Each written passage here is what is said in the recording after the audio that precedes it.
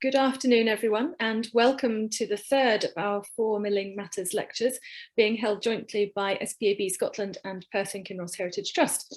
I am Lucy Stewart and I'm the Scotland Officer for the Society, speaking to you from Edinburgh today. Our Milling Matters series has been inspired by our desire to make more of Mills Weekend. Many of you will know that this has been run for many years by the SPAB, but not much celebrated in Scotland. And these monthly lectures are leading up to our flagship Scottish Mills Weekend in Perth next month. Lots of details are on our website. There are only a few weeks left to get tickets. So if you're thinking about coming along, do please go and have a look at the website and buy yourself a ticket. As I've said before, everyone misses the fun and atmosphere of a real lecture theatre, but rest assured, you're here with a fantastic group of other people. It's a lovely crowd. You just have to imagine them all sitting beside you. We've got people from all over the UK in attendance today. To pick a few cities out: Nottingham, Wick, London, Glasgow. Our reach is far and wide, so welcome to everybody. Now, I am delighted to introduce to you Karl Grevatt, miller at Charlecote Mill in Warwickshire. Karl and I first met way back in 2009 when he started the SPAB Fellowship with carpentry as his trade, and I was one of the SPAB scholars in the same year, being an architect. The 7 of us had many adventures all over the country, meeting up for weeks with the fellows in different places, sharing ideas, debating conservation philosophy, and having a great deal of fun along the way as well. Karl had an interest in mill writing even then, but was primarily focused on carpentry skills at the time and carried on working as a carpenter for a few years after his fellowship finished. So when the opportunity came to take on the mill at Charlecote, you can imagine that he was first in the queue. Karl will be joined for the questions and answers after the talk by Adrian Chalmers, one of the many volunteers who acts as a visitor guide. He will help answer any questions you might have about opening a mill to the public. And so, without further ado, I will switch off my screen and hand over to Karl to start his talk.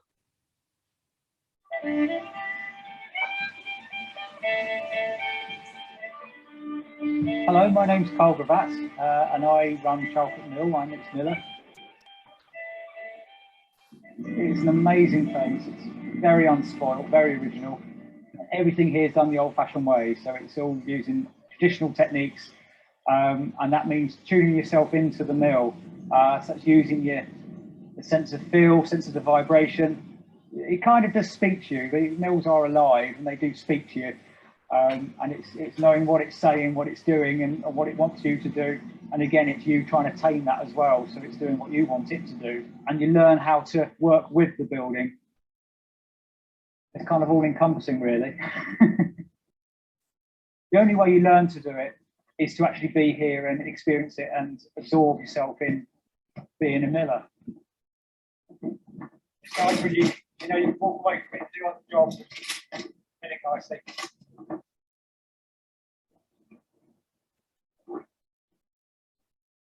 You don't work mills for a huge amount of money. You work them because you love doing it and you love looking after it. It's still owned by the family that built it, and it's leased to a miller, as it always has been.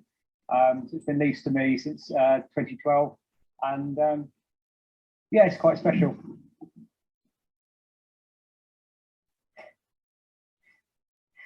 The mill's getting on for nearly 300 years old. We think it was built around 1750, and suddenly I'm a part of its history as well. You know, I've joined that long line of millers who have worked here, loved this building, maintained it, repaired it, and that's continuing today.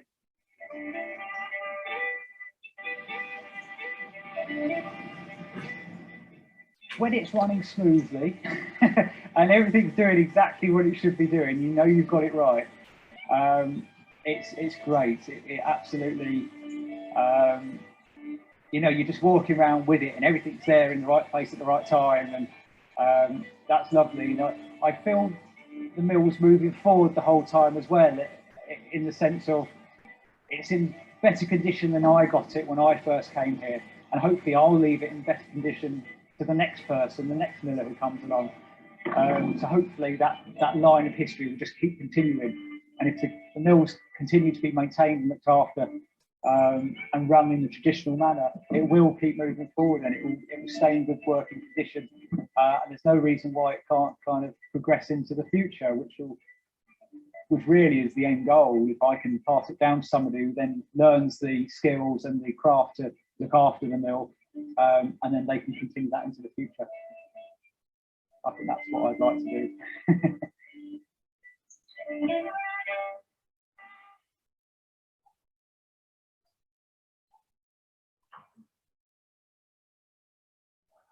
Hello everyone, I hope you enjoyed that. I hope you could see that little video that I've just played for you.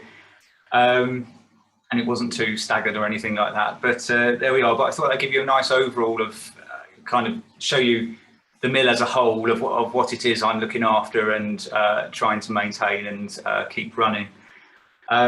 So my name's Karl Grevatt, and I am Charlecote Mill's miller at the moment. I took over the mill in October 2012. What I hope to cover in this talk is I'm going to go into lots of detail and lots of bits of my life as a miller, also how I became the miller of Charlecote Mill, and sort of my story and the mill story as well. So I hope to be able to portray that to you quite well. And I hope to be able to inspire you to go and find your local mill if you haven't done so already. Mills, as I said in a little video, are run for the love of running them, and mills need a lot of help. So I rely on volunteers quite a lot who are very generous in their time, and but they enjoy being a part of it. It's quite special. It's a sense of community and belonging to something which is worthwhile and worth maintaining and protecting for future generations to enjoy. So let's go back to the start of my story. So I started life, I actually started working in a shop originally, which was horrible, and I didn't enjoy myself at all. I needed something new and different, and my other half found a little advert looking for somebody to work on historic buildings as a labourer. So we thought, well, I could have a go. I've no idea if I'll be any good at it, but we'll have a go. So that's what I did. So I was employed with Ward & Co, and started as a labourer working in lime mortars, as a very general labourer as well. So I worked on lots of different things, learning through other tradesmen. And I worked on everything from listed pigsties to palaces with lots of churches in between there. And then I eventually specialised to do carpentry. My father's actually a carpenter as well. So I specialised in carpentry, did an MBQ in that. And so that's where kind of the story all started. Now, my employer approached me in 2008, I think it was originally, and said, do you know about the SPAB and the fellowship? And I didn't, but I was actually in the process of working on a little windmill called Brill Windmill in Buckinghamshire, just outside of Oxford. And it's a very pretty little post mill, and I was doing some very basic repairs to there, but it kind of sparked the interest. So what we were doing was very, as I say, very basic, but it was to allow the mill to then get a grant to have a major restoration, which it has had now. But it was intriguing to me because it was although the mill didn't work or turn, you could sort of feel the history in there. And it's had quite a life, although it wasn't actually working or able to work anymore. So anyway, I kind of had the spark of interest, and so I applied for the fellowship in 2009, and I was very lucky to be selected. So they only select 3 to 4 fellows a year. So you have to go into London and have a interview in front of a panel of, I think it was must be about 8 people who are all sat in front of you, and you're sat there kind of staring at them, hoping that they like you. But I was very lucky to be selected, and so my journey with the fellowship started in 2009. So the fellowship is an amazing course. I don't think there's anything quite like it, because it's gives you the opportunity, or craftspeople the opportunity, to travel the country, work in different crafts, spend time with different people, such as Lucy, who you can see there in that little picture at the top. And you get to, you get people who are very generous with their time, sharing their knowledge, but you get to work with lots of different people, so architects, building surveyors, conservation officers, and then lots of different crafts as well. So I got to tick lots of things off my box I wanted to try. So I tried blacksmithing, thatching, stained glass, stone masonry. You know, it's the spectrum is incredibly wide. You spend a lot of time traveling all over the country, seeing loads and loads of different people, lots of different things, and it takes you a while to kind of sort that all out in your head afterwards. But it's so special. It really did open the opportunities for me and put me where I am today.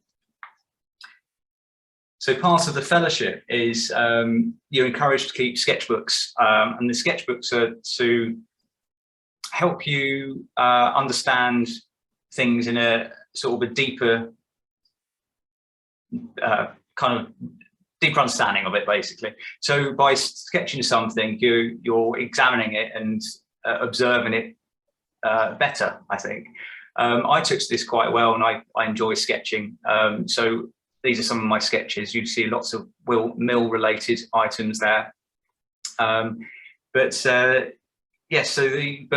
within the fellowship, it's divided up into blocks, and you go back and work with your employer for 2 months after block 1, and then you go back to the fellowship for 2 months, back to work for 2 months, and it goes like that. But the block 3, you can specialise or go back to places that really inspired you, or see people, or spend more time with people who have really inspired you, or you want more understanding or more experience within that area. So I decided to look at milling and mill writing. So I went to spend with lots of very generous people, again, very generous with their time and with their knowledge. And I'd quite like to just highlight a couple of those people for you now. And these are people who really have led the way for me to put me where I am. So this is Chris Wilson and his lovely little mill, which is called Over Mill, just outside of Cambridge. So Chris, inspiring person. So this is his windmill, and he restored this back to working order. And he runs it and maintains it and looks after it. But I learned lots of little kind of little tricks from him, which was really useful. Obviously, mills are quite awkward things to look after and maintain sometimes. But silly little tricks, like he used to keep geese, and he kept geese mainly for their feathers. So because you use the feathers to paint in between the timbers of the sails. And I was fascinated by that, and I thought, I'm not going to learn that from anywhere else. I've never heard it before. It's brilliant. But also, while I was with him, we did some repairs to his sails. But also, he's got a little workshop. You can just see on the bottom left corner of the mill picture.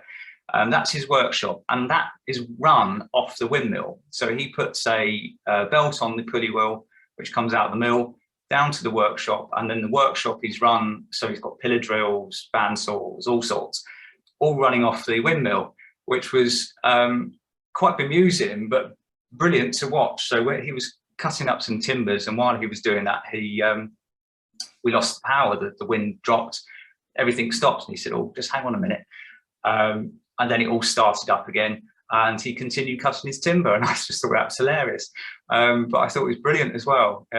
So it was really great to spend some time with him. Proper old school kind of approach to looking after a mill. So that was great.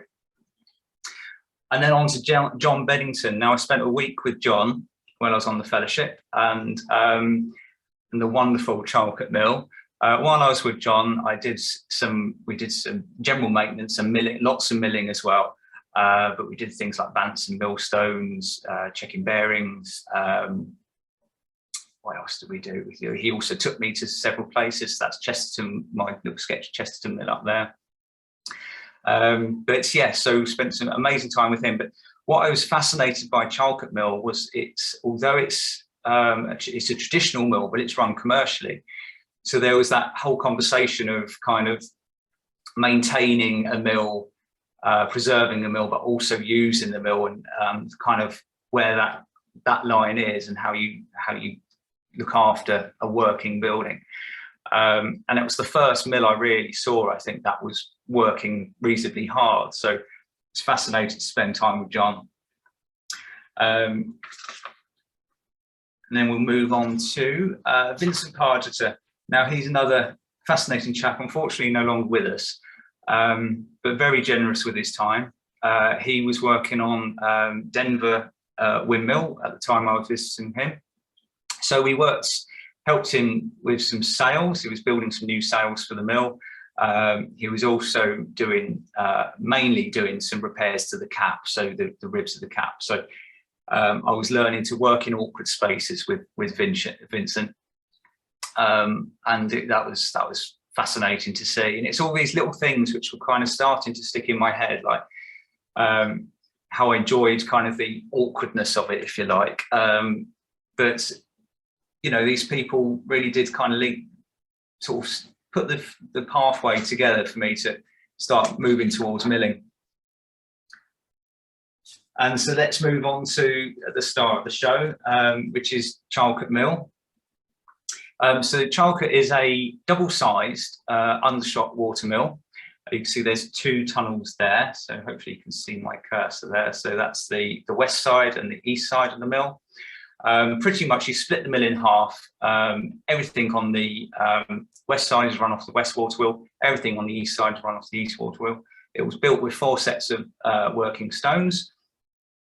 3 sets still work. And everything there is done the old-fashioned way, using water power or manually moved around the mill or gravity fed.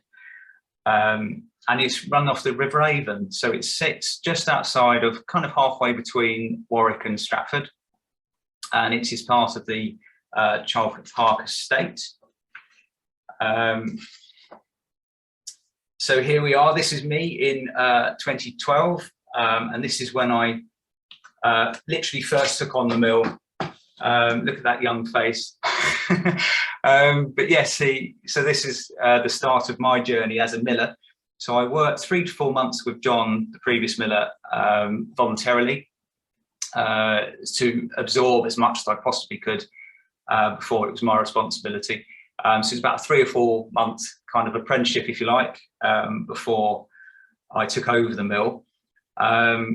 So I left the fellowship in 2009, went back to work for a couple of years, but it was about 2 years in the making from deciding it's what I want to do. But I did throw everything into this. So I put all my savings into becoming the miller, buying a van, moving house. So luckily my other half is very agreeable. But yeah, so October 2012, John stood to one side. It became my responsibility. And what responsibility it is as well. It's quite an honour to look after a mill like this and be a part of it, look after it, maintain it, and not wreck it, which is the key. The theory was my background would allow me, I'd have the right skills to look after the mill. The milling, as I say, I had to learn from scratch. It took about a year from when I first started being the miller to when I was really comfortable in it. So the first year I found I made less flour, but a lot more effort. And now everything's a little bit more in tune with it. Obviously, I'm more in tune with it as well. So everything runs a bit more smoothly. And it's almost like not fighting it anymore. We kind of work, me and the Millie, as I call her, we kind of work together.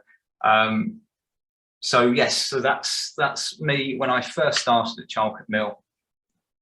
Now, I'd just like to mention the estate. So the Charlecote Mill is the estate mill for Charlecote Park. So this is Charlecote Park just behind me.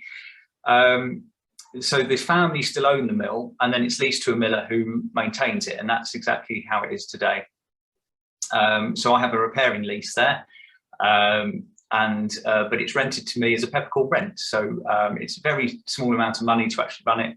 All the expense is in the insurance, public liability, all this. This is where all the expense is.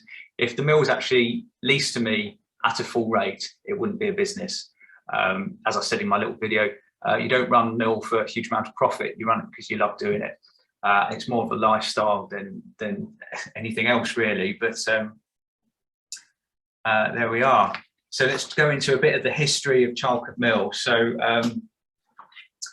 back in the beginning, there's a mill listed at Charlecote in Domesday Book 1086.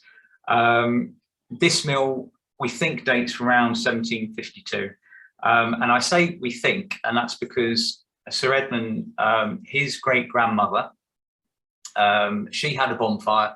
All documents for the mill went on there. So we lost a huge amount of history. The previous miller, John Bennington, he's been to the record office, done as much research as he possibly could to piece the history back together as we know it, but there are gaps. So we do have written evidence going back to 1728. But as I say, there are gaps, but we don't know exactly when the previous mill was demolished and the existing Charlecote Mill was put in its place. Now, I use the date 1752, and that's mainly from what's happening on the estates, but obviously evidence within the mill as well. So in the 1750s, Capability Brown was re-landscaping the grounds for Charlecote Park. And as part of the re-landscaping, he demolished Hunt's Mill, which used to be outside the front of the park. So it kind of makes sense that they demolished two smaller mills and then put this very large mill on in its place. So the Charlecote Mill, as I said, it's built as two mills in one, and it was double everything basically. Also around the 1750s,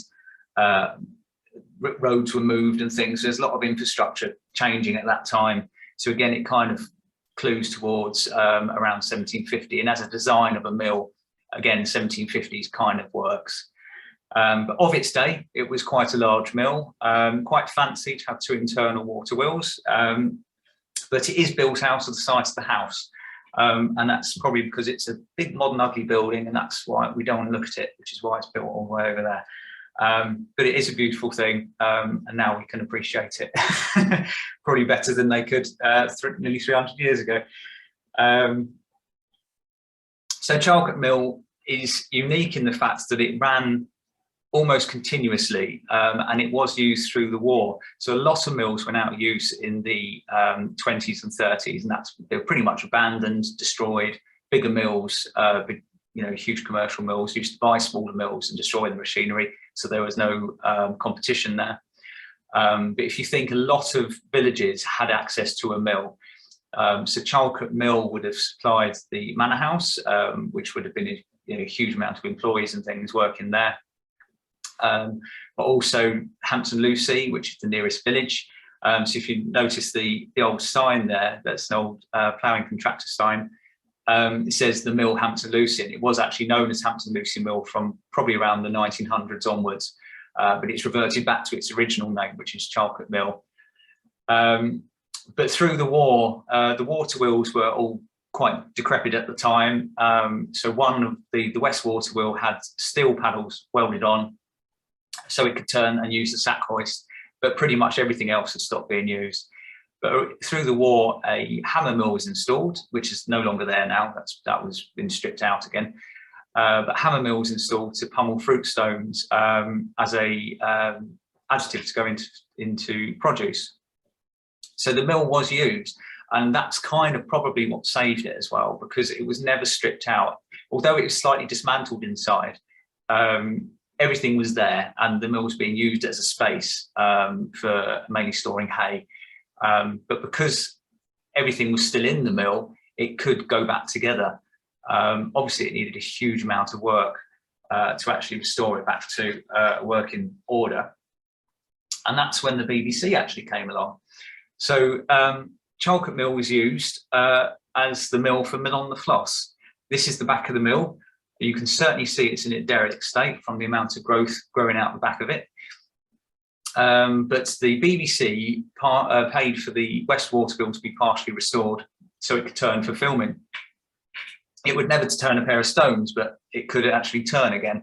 And that kind of kick-started the restoration of the mill. So at this time, John Bennington is now involved as part of the restoration. So the BBC films Mill on the Floss in 78. And John stayed in touch and continued to work on the mill to maintain it and bring it back to a working condition. And then in the early 80s, Edmund said, well, I'm going to have to find a miller to work this now. So John decided, I'm going to do this. So he quit his job as a solicitor and became a miller. So he made a huge leap to milling. He was a mill enthusiast before that point. But yes, he decided to actually take it on. And then he continued to progress the mill forward, restoring up to 3 pairs of stones at the time I took the mill on. So let's have a look at this Westwater. That made a jump then. So here you can see the Westwater wheel turning. So as I say, Charlecote Mill is a double-sided undershot mill, so the water goes beneath the water wheel to push it round. So it works very well. It's having high water at the back of the mill and very low water in the front. So that allows the water to push the water wheel round. The water can escape very freely out the front of the mill. It is 18 foot in diameter, 4 foot wide. You generate about 4 or 5 horsepower. Well, that's what it's roughly generating, but it's a huge amount of torque involved. And then once that's geared through the mill, you get roughly between 7 and 9 revolutions a minute, which will equate to about 100 turns on the stone a minute. So they're quite large, but quite narrow wheels. And then everything works off there. So you've got the sluice gate, you can just about see the rack here. This is the rack, which is the sluice gate mechanism. So you wind the sluice gate up to allow the water wheel to start. And as soon as it starts, you're making flour.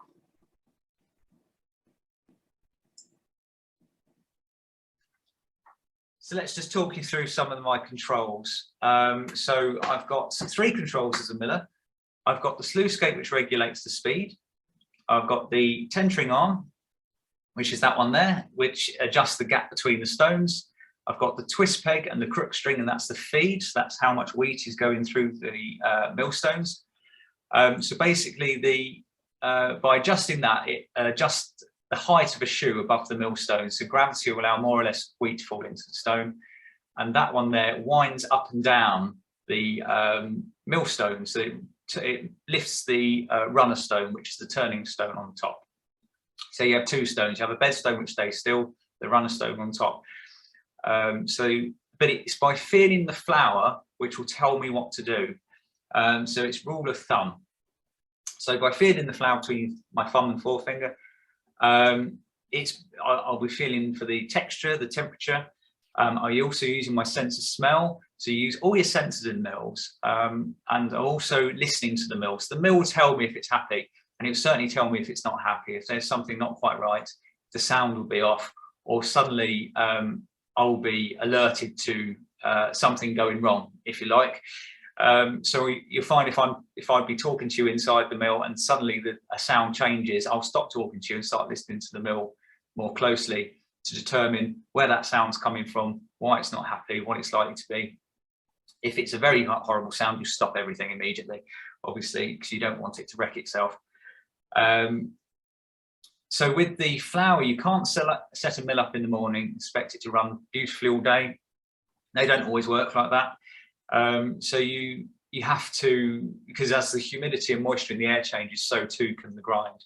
So you have to respond to it all the time. So every time I pass the flour spout, which you can see there, every time I pass that, I will be feeling the flour. That will tell me how it's running, how it's working, if it's producing very nicely. But you have to tune yourself into mill. So the mill will tell me, as I said, if it's running nicely, and if it is, the flour will be coming out beautifully. And it's a lovely smell as well. I don't actually smell it as much anymore, and that's mainly because I'm so used to it. And I do wear a mask when I'm there, especially by the flour spout as well. I have to wear a mask to make sure I'm not breathing all the flour in. Otherwise, I'll be inhaling a loaf a day probably. So I'm just going to show you now a little video of the millstones above. So this is the west side of the mill. And I'll just explain to you parts of the machinery as we go through. So here is the west side. This is the crown mill here. Moving down, we've got the wheat above the stone, which is there. The wheat is fed into the eye of the stone, which is down there. Down a bit. Here we have the miller's willow, which is the spring, which keeps the tension on the shoe. Now this is the shoe which is adjusted by the crook string, which is there. Basically, by that string, it gets the tension, and then there's the damsel just there. So I think you get a better view of the damsel down here. Yes, there's the damsel. So the miller's expression is the damsel's chattering away, she's happy. When she stops chattering, you need to worry. That's because that's a very, very important sound within the mill. So basically, by the damsel chattering away, the wheat's going into the eye of the stone. It's important, very important, that you always have wheat going through a millstone. The wheat actually acts like a lubricant, keeping the stones apart. Without that wheat there, the stones will be glazing, which means they're removing that surface that you spent days putting onto the surface of the stone. So it's very important that that doesn't happen, because, but also the flour will tell you if this is happening. So if you haven't got the sound of the damsel, the wheat's not going into the stone, you'll smell burning instantly. So if you get that, you either have to put more wheat in straight away, or if worst case scenario is that string's broken there. So if that's broken, you no longer have the tension on the shoe against the damsel, so that wheat is no longer going into the eye of the stone. So this will cause you needing to redress your stones sooner than you want to, basically. Also, if the stones are rubbing and touching, there's no grain in between them, they could be sparking. You do not want sparks in a flour mill. It's really not a very clever thing to have.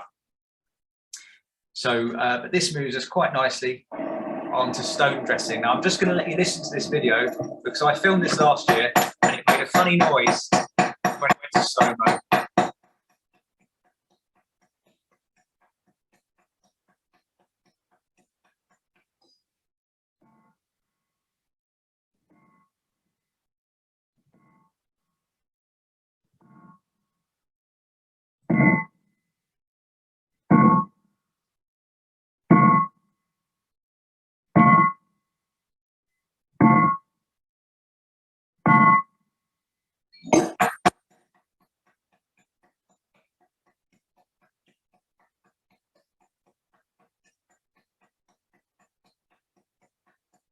There we are. So you can see that's a little demonstration of dressing a millstone.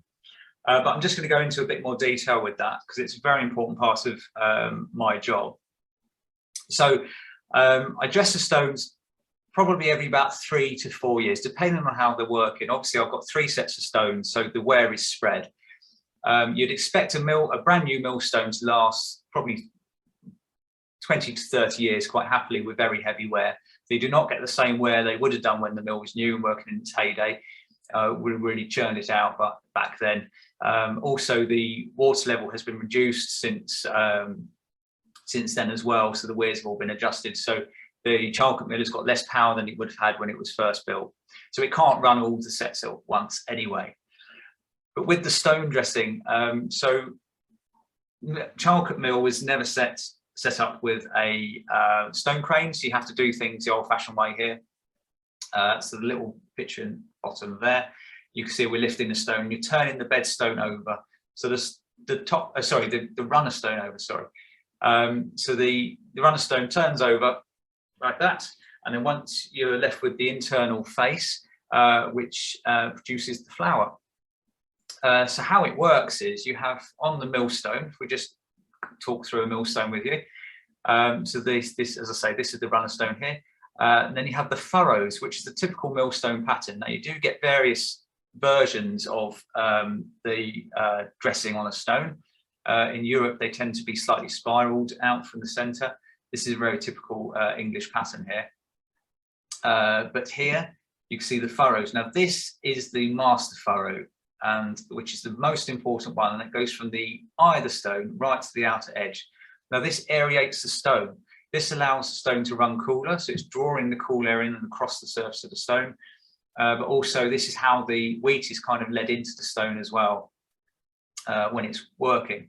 So it's very important these are the right depths. You can go too deep as well when you're dressing. If you go too deep, wheat will just make all its way to the outer edge with not being ground, which you don't want at all. So this is the next furrow along is the journeyman. We have the apprentice, and then the fly furrow here. So the fly furrow was basically, it was named so because it was the start of a training for a millwright. So the fly furrow was allowed to be dressed by the flyboy, and then once he learned to dress that one, he'd then work his way through the millstone. So each section is called a harp because they look like harps. And then you have the land, which is in between the furrows there, eye of the stone there. But there's tapering as well. So when I'm doing stone dressing, you put a die, you see the die on that one there. You put a die across the whole stone with a staff. So once that, you shuffle it across in a rotation, that gives you all your high spots. You need to start your dressing from a nice even amount of colour across the whole surface of the stone. Once you have that, you then dress the, you leave 6 to 8 inches around the edge, dress all that section away, all the way around the stone, and then you dress the eye. So however many times you've been around that one, you then dress the eye, which is kind of around there. And then you do the furrows last, and then the very last job is stitching. Now I did bring a prop back, so I thought I'd show you my mill bill. Well, this is actually the previous miller's mill bill, but I borrow it. And this is the tool I use today to dress stones, and you use it by, you put that section on your hip, and then the weight of the stone, the tool does the job. So this is the mill bill, and then that's the thrift. And once apprentices learn how to dress stones, they then learn to, learn to cut their teeth. So this is a tooth here. So it's a blank ready to go into the crown wheel. So this is the crown wheel on the west side of Charlecote Mill.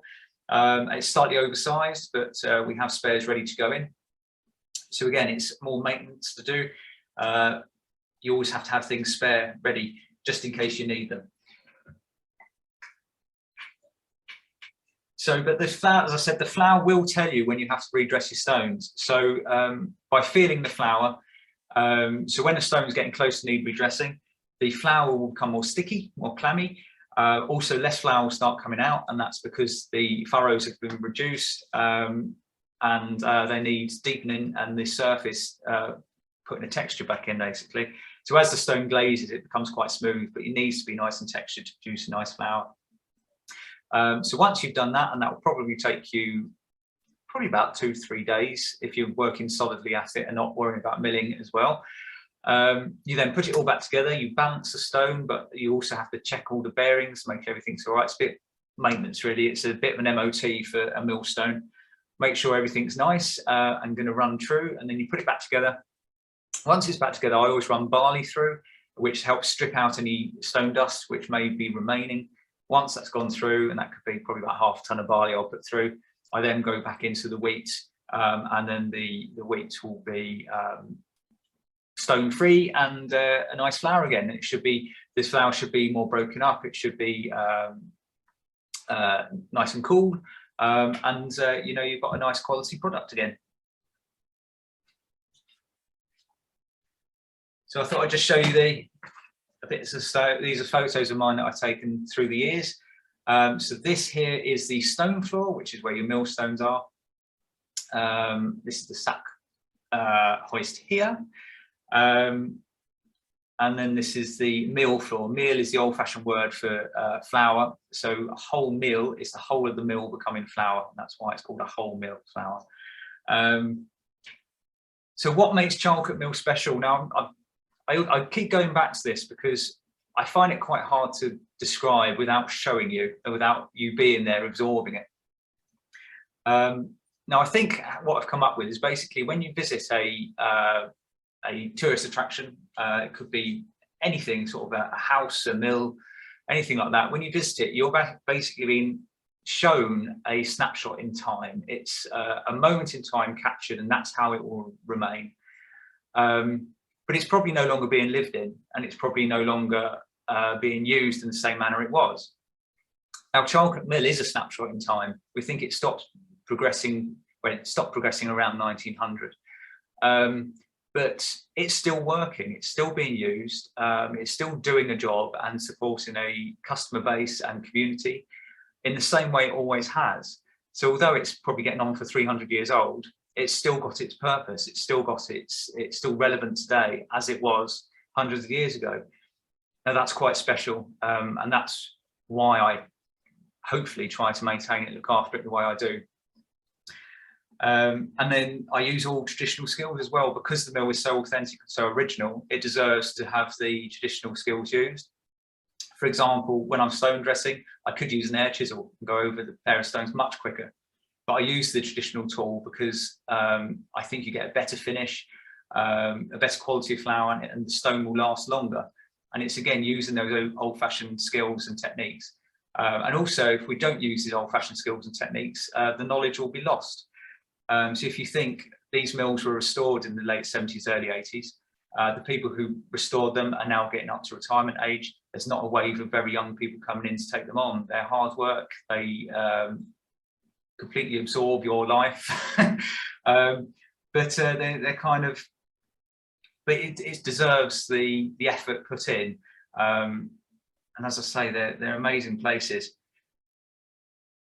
So there we are. So I'm just going to show you now the use of the sack hoist. So I use the sack hoist every day to move the wheat around the mill. So the wheat has already been cleaned through, which runs off the east side of the mill. Once I have the clean wheat, I then lift it using the sack hoist. So I'm just going to move on to that little video now.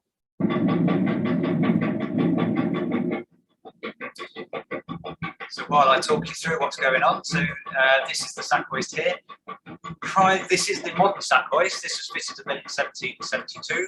Prior to that, there was two smaller sack hoists. There's one just behind me there, and there's one pretty much where the camera's standing here. So there was two small sack hoists. This was replaced in 1772 with this one, which can lift. These are about 50-kilo bags at a time. And once you put the little noose in the chain and goes around the neck of the bag, then as the chain lifts, it tightens around the neck there so it won't fall off. And then we have the rope system here. So this I'm just about to pull, and that's tightened the belt there. So this is the sack hoist here. So as that tightens that belt, the bags will then lift up into the roof. So I'm listening now, I'm also watching. But if I was on the ground floor using the sack hoist, I'd be listening for the trapdoor up in the roof. Once I've heard that, there we go. Once I've heard that, I release the rope. You can see this belt slapping here. I then run up afterwards to move those bags and feed the wheat down above the stones. So I hope you enjoy that little video. But I just thought it'd be useful for you to see me work in the mill. So there is the lucum as well. So this exactly the same mechanism was outside. But the original setup of this system was a two-rope system. So one was a engage and one was a disengage. Now you can just about see two holes there. Sorry, there. So there was two ropes down. So one would engage and one would disengage. If you think this mill had about 8 to 10 guys running it originally, now it's me with just volunteers. So I have a couple of volunteers who come in every week to help everything run a bit smoother, or help me do maintenance and cleaning and all sorts like that. I just want to point this out. This is a lovely thing. So this was found up in the roof when I first came to the mill. It was in one of the old grain bins. We knew of the story of Bluey, who was a worker who ran the mill, who worked at the mill in the 1920s, I believe. And Bluey used to give kids rides on sack hoist. So this is Bluey's swing. So this would have been attached to that chain and lift kids up into the roof. So if you ever do visit the mill, don't ask to do it, because I'd say no. My public liability does not cover rides on sack hoists. So let's move on to maintenance. Now, Charlecote Mill is not the finished article. It will never be finished. It needs a huge amount of work, ongoing maintenance and repair. If you think a mill is a difficult thing to look after, A, because it's trying to shake itself apart the whole time. It creates flour dust the whole time, so it needs constant cleaning. So what I do is in the morning when I'm greasing the mill up, I have to check everything to make sure, it's a visual inspection basically, to make sure everything's going to run smoothly before I work. And obviously these are various projects I've done over the years, working on the roof, repairing millstone, mill race walls, replacing the little bridge there, and all sorts. But it's ongoing, and it will never be finished. As I say, if I can keep moving it forward, that's my aim. Again, we're here looking at maintenance and cleaning. Cleaning is an integral part of a mill. It's hard work. I think it's creating flour the whole time, especially Charlecote Mill. I'm milling up to about 90 tonnes a year, so that's a lot of flour dust that needs cleaning away. And when a mill's working, you are a slave to it, so you have to run around with the mill because the mill's telling you to. Basically, you can't ignore it. You have to be there ready to respond to it. It's a change bag about every 20 minutes. Yes, you're juggling the whole time. So you're weighing flour, you're milling, you're cleaning, you're listening to it, you're making sure everything's working nicely, smoothly. Through the year, belts can expand and contract, belts can come off, you have to repair belts, change sections, put them back on. There's always something. And then there's the horrible topic of flooding, which obviously is in part and parcel of being a miller. But here we have Charlecote Mill circled there. Now this isn't actually the Avon at its worst, but it did come inside. The Avon this is the Avon here, and it should kind of meander around like that. And then this is the mill race here, which then goes through Charlecote Park and rejoins the Avon there. So the Avon should not be all the way over here.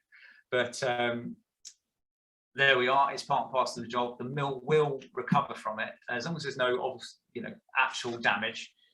The mill will flood, you'll get silt across the floor, you get a horrible dusty silty mess, but you clean that all through, you air the mill. You have to air the mill and have the mill nice and dry. Obviously, if you start producing flour, the flour dust will sit on everything and it will go mouldy. So you just have to air the building, let it dry out properly. And it's designed to do it.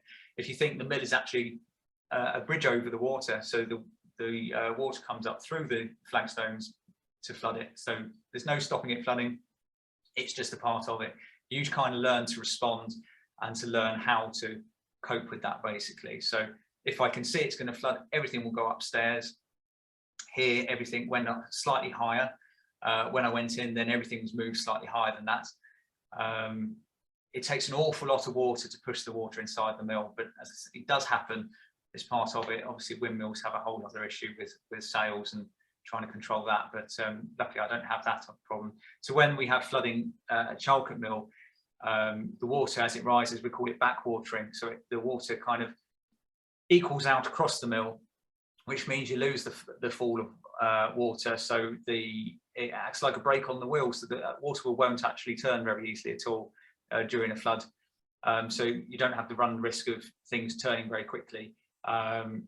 It could turn very slowly, but it's not going to turn at any speed or do any damage.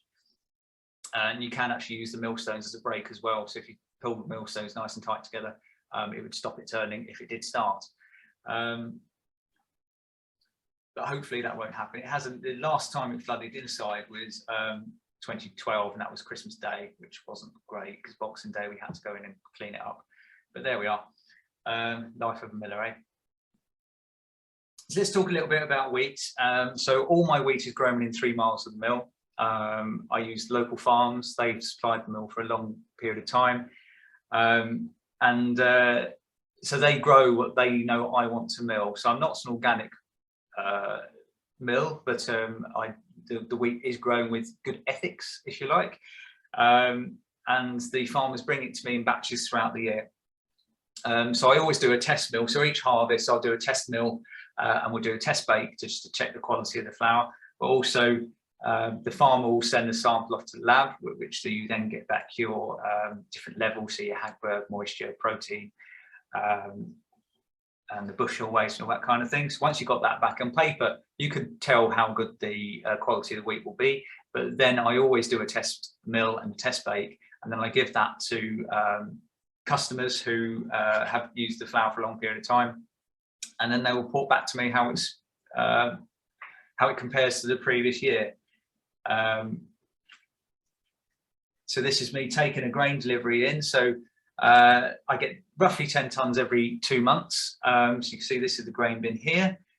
These grain bins have all been still lined. It was part of the conditions when the mill was set up to work in the early 80s. So all the bins, they're still the wheat bins that I use are all still lined. And then we set up, so this is the lucum here. So this is how the wheat was taken into the mill originally. So it's been lifted up into there in bags and then fed through into the floor. So it's actually a 4-storey building. So there's a 6-foot gap there, which is basically where all the grain bins are. And the mill would have held about 100 tonnes at its peak. The rear of the roof was lifted. You can see that's the original line there. The rear of the roof was lifted, so bags of grain could be stored on the floor as well. Now that alteration was done around the Napoleonic War, around early 1800s. Anyway, back to modern day. So we have a tractor, 10 tonnes in here. We have the second tractor, which is the blower there, and that sucks the wheat out, blows it up through tubes up into the roof here. You can see how dusty it gets. If I use the lucum to lift the wheat, it would take me 2 days to do it. If I was using the sap hoist, I can blow 10 tonnes of wheat in about 2 hours. Just saves me a huge amount of time. So it's one of my modern compromises. But you can see the dust it creates then needs cleaning. So, but luckily I have very willing volunteers who are very tolerant as well. So that's great. So I'm milling about 90 tonnes a year, and as I say, it's brought to me in batches throughout the year. So onto my customer base. So Charlecote Mill has a niche, and that is chapati flour for the Asian community. Now this niche was found by John Bennington in the 1980s, and he got talking to a lady who said the flour you're making sounds like the flour I used to get back in India. Can I try it for chapatis? But it would need to be a fine flour. So John went back to the mill. Luckily, Charlecote Mill lends itself very well for milling quite a fine flour. So he took the flour back. She loved it. Now this lady here, she's used Charlecote Mill flour for the last 40 years almost now. This is her daughter, Bali, who still uses the flour. This is her collecting it direct from the spout here. This is one of the ladies who actually samples my flour for me each year. So when I do the harvest, I'll take her son and her make chapatis, checking the quality of the flour before I've committed to buying it off the farmers.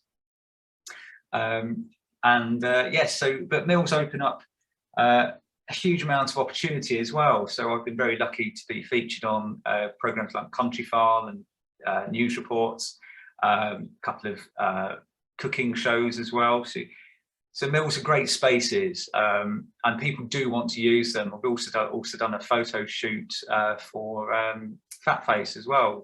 They use the mill as a backdrop.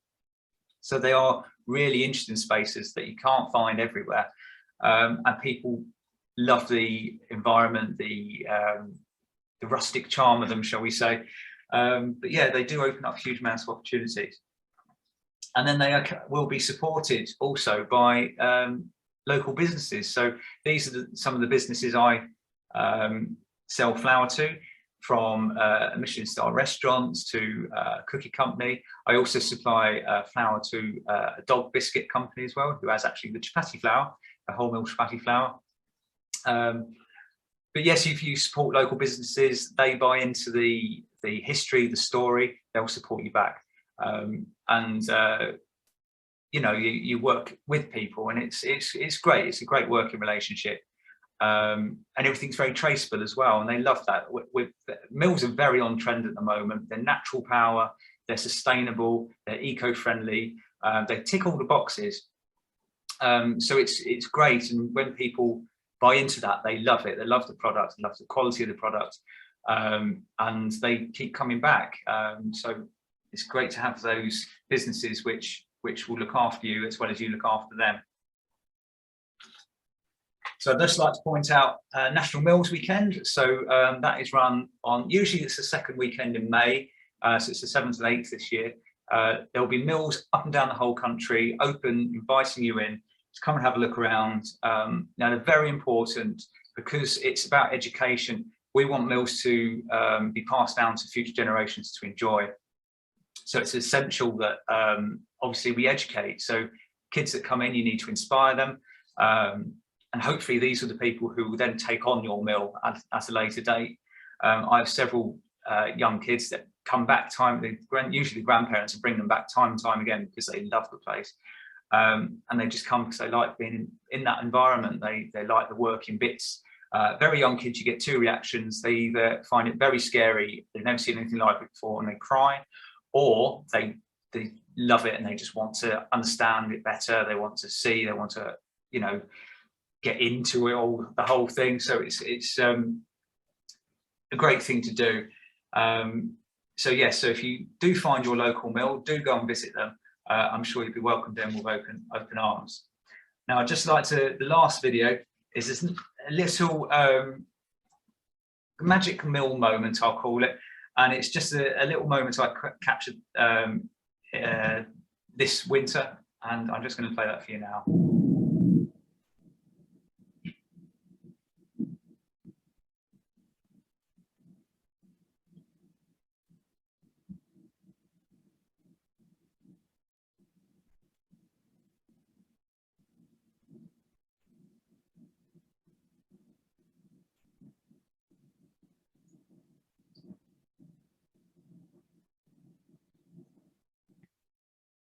So Dusty Mill, Dusty Miller. So there I am. Part of the mill is cleaning. It's a dusty mill. It's dusty because it's used. It's used, it's loved. This is what I look like at the end of the day. But I love the place. It's special, it's hard work, but it's worth it. And I hope that's the message you'll take away from this. Being part of the history is very special. It's an honour to look after the mill. And it's helping the community as well. It's being part of the community. Mills have been part of communities for centuries. They're very important buildings, and they will be loved and looked after if you kind of invite them in. So so I do hope you could visit Charlecote Mill at some point. So do come and see me. The mill is open the second Sunday through the summer. I'm actually relaunching the open days in 2 weeks for Easter. So opening Easter Sunday, Monday. Do come and see the mill. It's fascinating. I also do group tours as well, so you can book in to have a private tour of the mill. And if you would like to stay in touch, if you go onto my website, charlecotemill.co.uk, there's loads of information there, lots about the history, about the mill, FAQs, obviously flour. But then if you want to follow me on social media, I do regular updates, little videos. Some of those I've put into this talk today. Yes, do follow me. I'd love to invite you in at some point and come see the place. So thank you very much. I hope you've enjoyed my talk. Thank you very much, Karl. That was wonderful. I'm so envious. It looks like such a terrific place to look after, and a real privilege to take it on like that, and to sort of over the years become at one with the building and understand it in such great detail. It's lovely to see. It's really nice to see your enthusiasm for it all. Oh, thank you. Now, would Adrian like to join us? Shuffle over. Adrian's been the technical side in the background, but Adrian looks after visitor tours. So whilst you're all thinking about questions to ask these two, I've got one silly one to start with. The sack hoist and the swing. Have you had a go yourself? I did attach the swing to the sack hoist just to see what would happen. It did go through the trapdoors.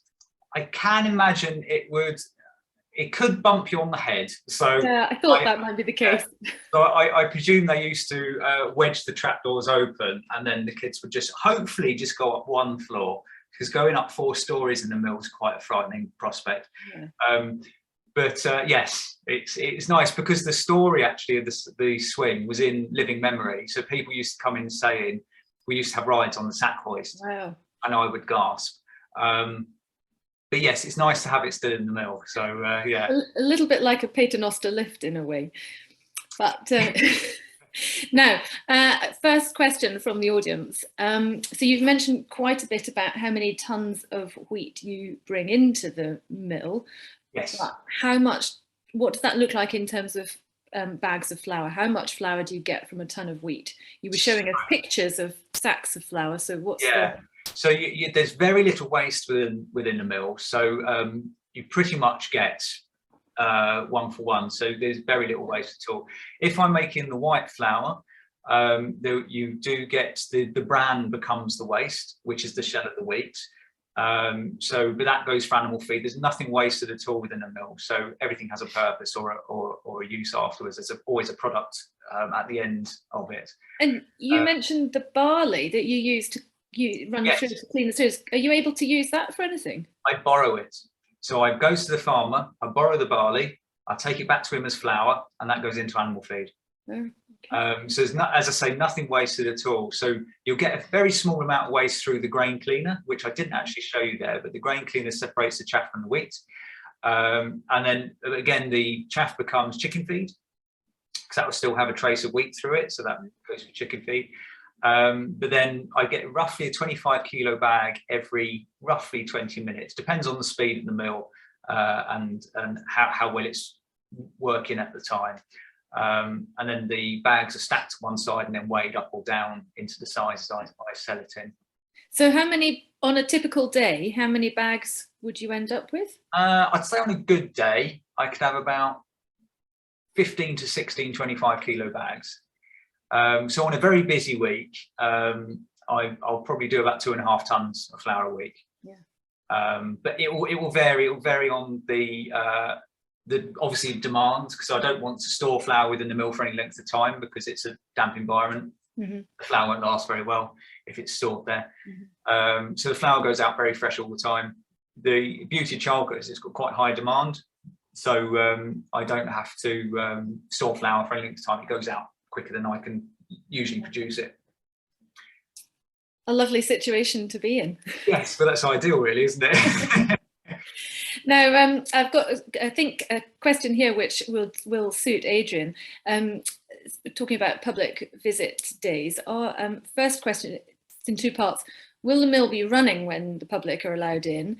And are there any particular safety concerns that you have to be aware of when the public are around? Do you change your practices in any way? Yeah, so the answer to the first question is yes, the mill is always running, weather permitting. So I think we've had one open day where we had flooding and the mill wasn't able to run. Ironically, it was one of the busiest days we did because Charlecote Park was also closed because of the flooding, and we had a sign outside Charlecote Park saying we were open, and everyone turned up at the park, turned around and came and saw us. So yes, we do run the mill. It runs as it would do any other day of the week. So Karl generally will be running the mill, and then me with a couple of other volunteers will then guide people around the mill. So in terms of safety concerns, Charlecote is quite unusual because of the nature of it being a working mill. We don't have lots of barriers, lots of screens and things like that to protect the public from the equipment. So we do have to keep a very close eye on everyone around the mill, particularly children, because they do have full access. So we try and do guided tours around the mill. We try and keep an eye on people and guide them through as safely as we can and make sure that we are aware where they are, what they're doing, and try and put a little bit of emphasis on the parents to keep control of the children. Doesn't always work ideally, and sometimes you do have to grab a child by the scruff of the neck and drag them back into line just to make sure they stay safe. So inherently mills are dangerous. There is a lot of moving equipment, a lot of moving machinery, so we do have to keep a very, very close eye on them. But generally we find that people respect that, people understand that, and they're appreciative of the fact they're seeing a true old working building. So they respect the rules that we put in place and the guidance we give them so they can get the full experience that they want to get. I should also add we do, so for an open day, we do set up some rope barriers. So some areas of the mill, so for example, you wouldn't be able to put your hand into the grain, into the millstones or anything like that. There are barriers to keep people back, but they're not the same sort of degree of screens and things that you would get at a lot of tourist mills, which are kind of set up just for tourism. Because actually that would hinder the way I work around the mill and how I can produce the quantity of flour I do now. So well, often if you go to somewhere and they're running the stones dry, they haven't got any grain going through, they're very keen on keeping you away from everything, but exactly. completely impractical if you're needing to get up close to it all the time. Absolutely, yeah. The key thing is we try and engage everyone with the story of the mill. We really make a story of the tour. It's not just about saying it does this, it does that, it does something else. We try and bring the whole story alive so that people are engaged. And as long as they're engaged, they're with you and you keep them safe. If you don't keep them engaged, that's when they're likely to start wandering off. So we really make an effort to make the whole thing a story rather than just a lecture on what the mill does. That's very nice to hear. Now, I've got another question here about repairs. So I think this is probably aimed more at Karl. Have you carried out, or do you foresee carrying out, any structural works or repairs to the building itself? And have you got a philosophy about how these would be done, given that the building last changed over a century ago? Yeah, that's a question, isn't it? Yes, well, it's down to, there are weak spots within the mill. Obviously, I don't own the mill. The mill's owned by the same family that built it.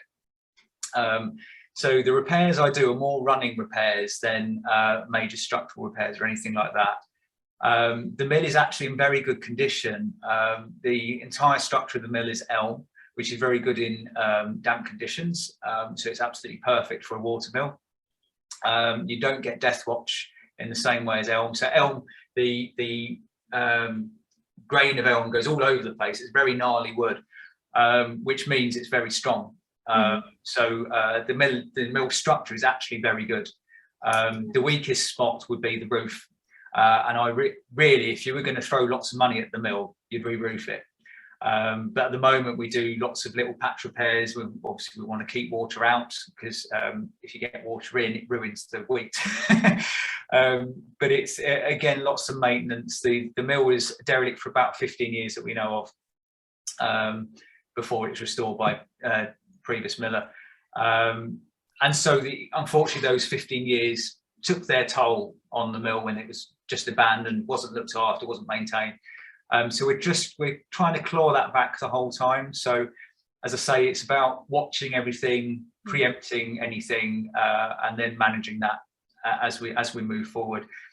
So going forward, I presume at some point the mill needs bigger repair, but as we see it at the moment, the mill is actually in very good working order and very sound. So hopefully we'll keep it that way. One project I do have coming up, as I say, hopefully my lease is going to extend for another 10 years, but the West Water will need strengthening.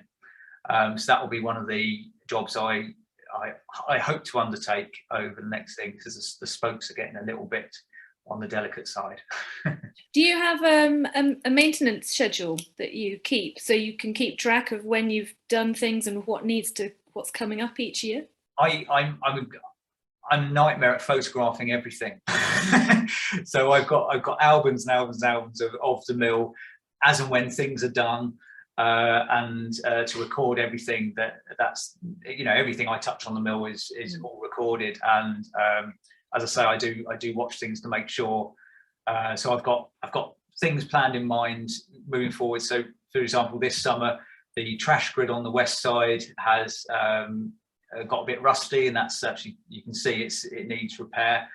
So that's a job for the summer. So we'll have to make a little dam to do that and get the trash grid out, repair that, put it back together. Yeah, but there's always, I try to have kind of one bigger project a year, and then lots of little ones in between, which problem is I have to fit always in along with running the mill and milling and producing flour. And because Charlecote Mill completely self-funds, obviously that has to fund the repair. So it's a bit of a juggling act to have the money coming in to then. Well, I was going to ask, it was one of the questions that occurred to me as you were speaking. You showed us a picture of a little bit of scaffolding going across the water, and some repairs being done to a section of wall. And it occurred to me, I wonder if you do you at some point stop the mill in order to do these repairs? And you say, I'm not milling for a week because I need to do repointing and brickwork? Or can you somehow keep these things going, and you bring in external craftspeople to do the more? I haven't done the problem I find is I'm so attached to the building. I'm very particular on who can touch it. So it's because things like pointing and things, I mean, I have had offers of people to come and do lots of pointing and things for me. And the problem is if they don't do it nicely, you can end up thinking, I'm gonna have to do that again.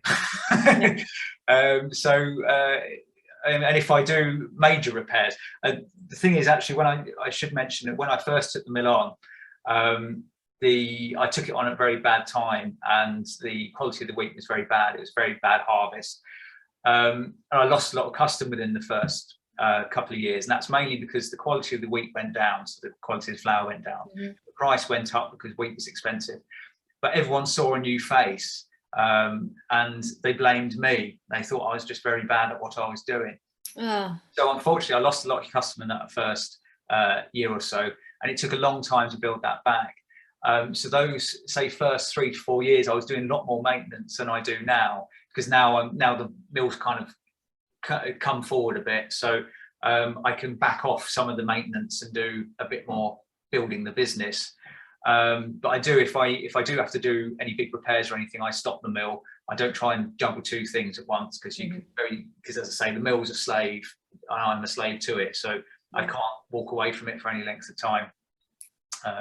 So having said that, though, all of the windows have been replaced in the last year or so, and a lot of that work's been done by a very handy volunteer who's done a very good job of them. So there are occasions where people will come in and will help and will do an absolutely superb job in something like that. So, but we can also thank COVID for that, because due to COVID, I haven't had open days. Because I haven't had open days, I've had more time.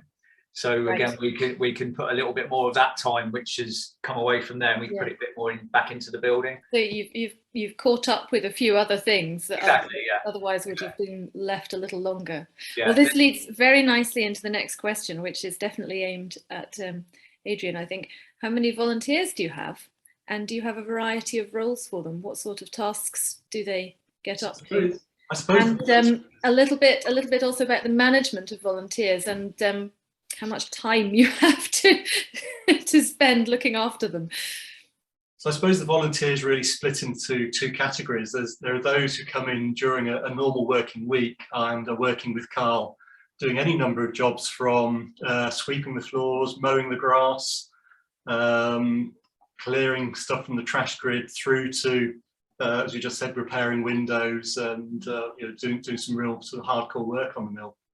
I suppose for those, Karl, you probably spend a reasonable amount of time training them. Yeah, so it's always when I have a new volunteer come along and approach me and wants to be a part of the mill, they usually come from open days because they've seen the mill and they kind of want to help out and be a part of it.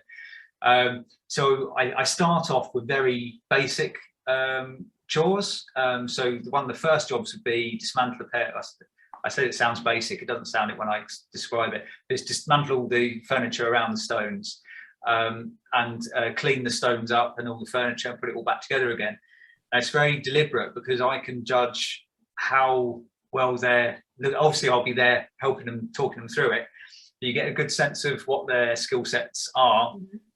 Also, it's familiarising themselves with a very dangerous building. So obviously, anyone who comes in, I spend a lot of time with them to make sure they stay safe, become very familiar. Then as they progress within, as their time within the mill increases, I then start dropping in some new jobs, and then sort of training to use the sack hoist, and then then it's more about what the mill needs. So then once they've kind of learnt lots of things, so even the weighing the flour, that's kind of a training in itself. Once they learnt all that, they then start chopping change and say, oh, can you go and do this? Oh, can you go and do that? So yes, luckily I inherited a couple of volunteers with the mill. So I went to a couple of volunteers who knew the mill better than I did, which was great because obviously they've helped with the running of the mill and that kind of thing. But obviously it's ongoing. So I do welcome people in, but you do have to pick the right person for the right kind of task, if you like. Yeah. We do then have the volunteers for the open days, and slightly different kettle of fish. I'd say on the whole, they tend to be a slightly more mature set of volunteers, and they will help with anything from taking the money to making teas and coffees to doing the tours and doing the guiding. And actually, they take very little management because they're very enthusiastic. They love being there. They enjoy the interaction with the public, which is why they help on the open days. And actually, they slip into it very, very easily. We've got a couple of youngsters that we've had over the years as well who've come in and helped on open days. They tend to be a little bit more high maintenance, keeping an eye on them, making sure they're, again, not doing anything that could be detrimental to themselves in terms of their safety. So they take a little bit more keeping an eye on. But again, we just try and foster that and encourage them, because they are the future, and we want them to continue to want to be involved and continue to want to do the open days, so they become passionate about mills and will, in the future, hopefully do more. And a little related question for myself: do you ever leave the volunteers to run the mill by themselves when you're not there, Karl? No. Absolutely no. No. For example, today I've got a volunteer in. So I went in this morning, opened up. So I've left him cleaning some millstones, cleaning the furniture up, and removing the spouts, cleaning the spouts up, and mowing the grass for me. I'm going back this afternoon, and I'll be doing some milling this afternoon. Right. So yeah, no. So this connects very nicely with the next question, which has just popped in. Thank you to Sarah. Are you managing to connect with any future millers, which might lead us on to talking a little bit about milling apprenticeships? And I can see you want to keep control of what's going on, but at the same time, at some point, you have to let people learn. How do you manage that? So it's I'm very connected with the SPAB and the fellowship. So the SPAB run a millwright fellow each year now, which they started last year. So I'll host a millwright fellow. And for example, I've got this year's come in who's going to spend a week or so with me. Usually you kind of have to find the right skill set and the right people for mills, because they need to be passionate about it, because they are all encompassing. So the right person comes along, you tend to find that the person will find you to a point. So you get people very interested who say, can I come and see the mill? Or I'd like to understand it better. For example, one of my newest volunteers, Richard, he came to one of the open days, loved it. He's a baker. He wanted to understand flour better. So he wanted to spend more time with me, so he understood flour better as a baker. And now he's kind of almost, he doesn't run a mill, but he understands the grinds, he understands the textures. And he's now going to start with helping with the open days. So he's going to sort of help with the tours and things eventually. And I'm very passionate about sharing the knowledge, which is why I'm here doing this talk as well. It's to open the mill up to people, share my understanding, share the craft of looking after it.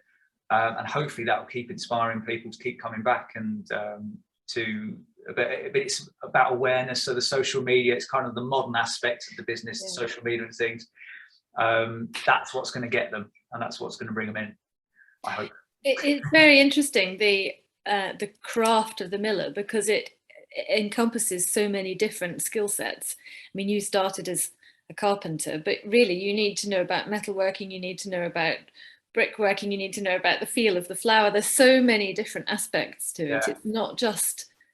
It's not a simple job at all. But that's kind of what I love about it as well. It's because each day, although I'm going to be producing flour, there'll be days where I can't produce flour because I'm flooded. So I then have to work on a water wheel. So I'm doing my carpentry. I'm replacing panels on a water wheel. I'm making teeth for the gears. The engineering side of it, I've had to learn, because I'd never have said I'm an engineer. I mean, my knowledge stops around 1900 now. It's anything modern. Post 1900 is a little lost on me. But kind of my skill set within conservation. That's the beauty of being kind of multi-skilled, I suppose, within conservation, is you're easily adaptable, and I think that's certainly held me in good stead for running a mill, because there's always something, there's a different craft or there's a different skill which is needed.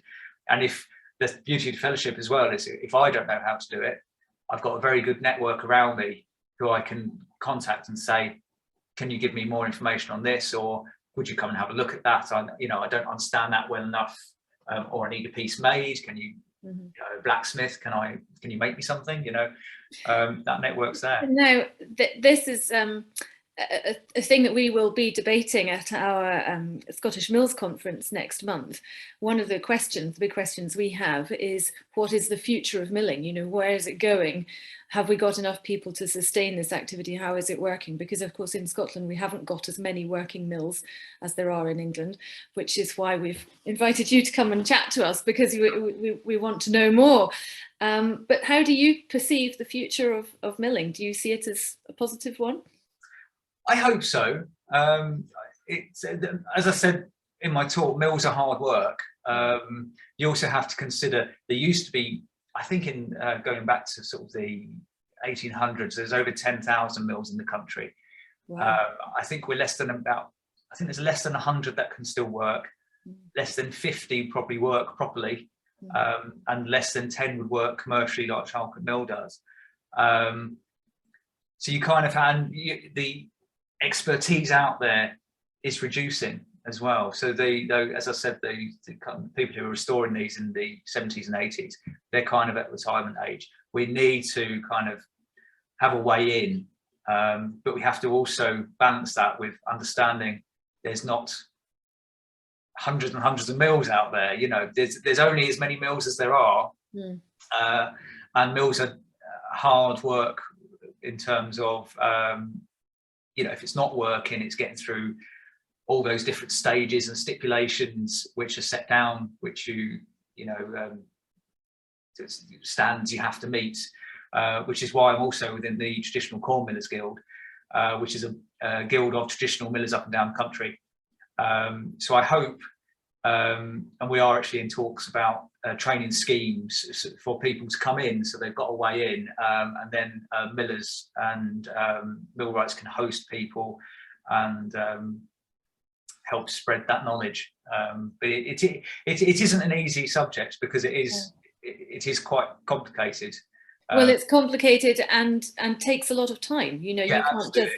You can't just have learned all of these skills overnight. It takes a good number of years to get really comfortable with what you're doing. And the way I learned was through doing it, through from John Bennington donating his time to me and training me to look after the mill. And without that, I wouldn't be able to run it as I do today.